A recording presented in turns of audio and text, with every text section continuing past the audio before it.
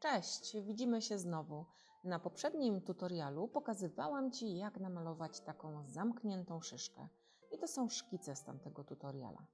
W dzisiejszym odcinku pokażę Ci, jak namalować taką szyszkę otwartą, ale w takim celu, żeby można było ją umieścić w naszym tle z efektem rdzy. Ten tutorial również już jest na moich stronach. A więc zaczynamy. Najpierw rysujemy taki stożek i teraz rysujemy w nim takie trójkątne o owalnych końcach. Ustawiamy je tak jak dachówki pomiędzy sobą.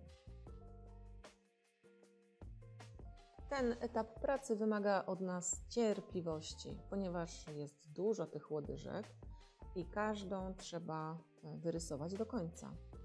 Im dalej od stożka narysujemy te trójkąciki, tym nasza szyszka będzie bardziej rozłożysta.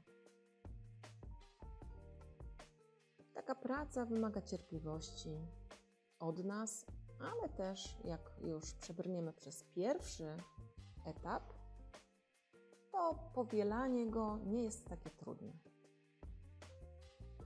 Moja szyszka będzie za chwilę wklejana do Art Journalu, dlatego też nie rysuję jej super realistycznie, bo ja potrzebuję wrażenia szyszki i potrzebuję jej szyszkowatości.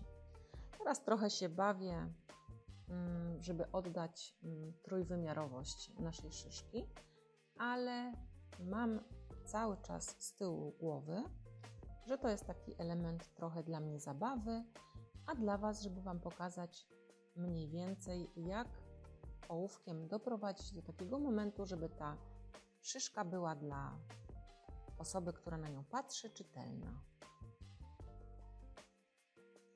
Przechodzę do używania kolejnego narzędzia. Ponieważ pracę rozpoczęłam na zwykłym papierze, specjalnie, żeby łatwiej móc go później przykleić do stron Art Journalu, teraz nie używam zbyt dużo wody, żeby mi się ta kartka nie pofalowała.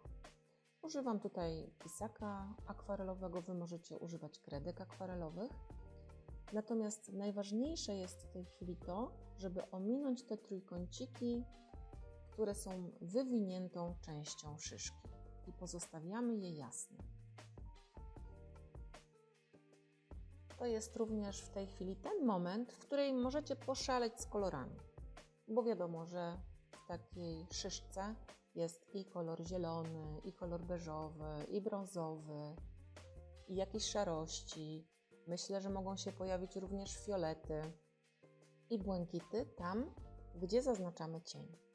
Teraz staram się pokazać te ciemniejsze fragmenty, które są pomiędzy tymi łuskami. Ale ponieważ ja tutaj poczynam sobie malarsko, to biorę również akwarelkę brązową i tutaj wprowadzam światłocień w naszą szyszkę.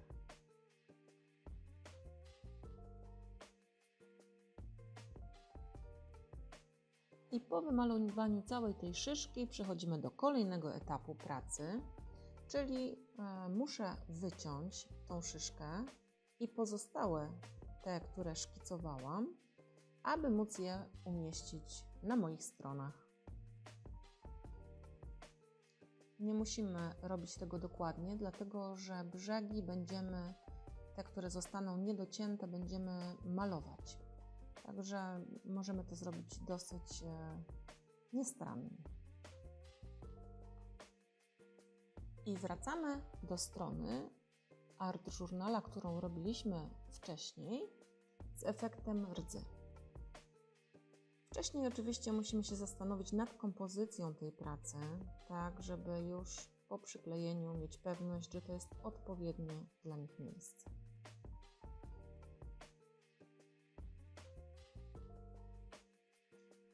Ważny jest tutaj wybór kleju, którym będziecie to robić, ponieważ powierzchnia jest nierówna. Ja wybieram do tego rodzaju żel medium, U mnie to akurat sprawdza się bardzo żel medium Body Heavy Gel Renesansu, dlatego że tutaj nie ma wtedy żadnego problemu, jeśli chodzi o przywieranie do różnych powierzchni. I przechodzimy teraz do tego, czym tak naprawdę Art Journal jest, czyli używamy bardzo różnych rodzajów mediów. Ja w tej chwili zdecydowałam się na używanie tuszów alkoholowych. One pięknie się między sobą blendują i pięknie podkreślają nierówności faktury powierzchni. W tej chwili też również staram się zakryć brzegi tych dociętych szyszek, tak, żeby je trochę wtopić w tło. Gdybyście chcieli, aby Wasze dzieci uczyły się rysować i malować razem ze mną w mojej Akademii Rysunku, to mamy w swojej ofercie lekcje online z rysowania i z malowania, z różnych rodzajów sztuki. Bardzo serdecznie Was zapraszam. Link do takich próbnych zajęć macie w komentarzu. Na koniec jeszcze mieszam farbę białą z niebieską, próbując zrobić taką farbę jak poprzednio, żeby wrócić do tła i wyrównać brzegi moich szyszek. Mam nadzieję, że dzisiejsze spotkanie było dla Was ciekawe, że nauczyliście się malować i rysować nowe elementy i że wrócicie do mnie, żeby obejrzeć mój kolejny tutorial. Będzie mi niezmiernie miło. Pozdrawiam serdecznie, życzę wszystkim miłego dnia. Agnieszka Opala.